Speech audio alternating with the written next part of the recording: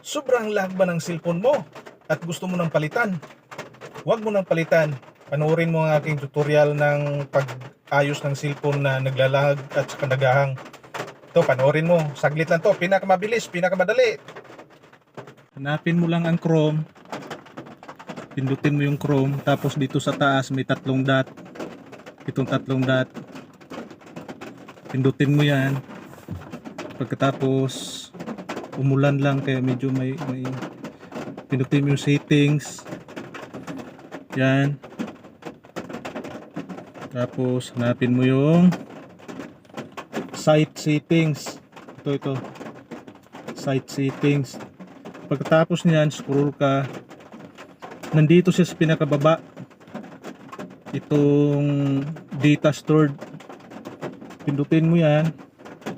Yan, makikita mo, napakadami. Yan yung nagpapahang ng cellphone at lag.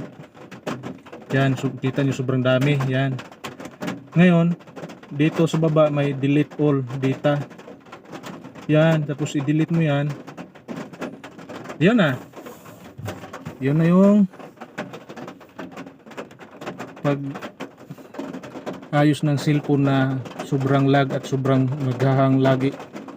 Yun lang, maraming salamat. Kung nagustuhan mo ang video, like and share na lang. Maraming salamat.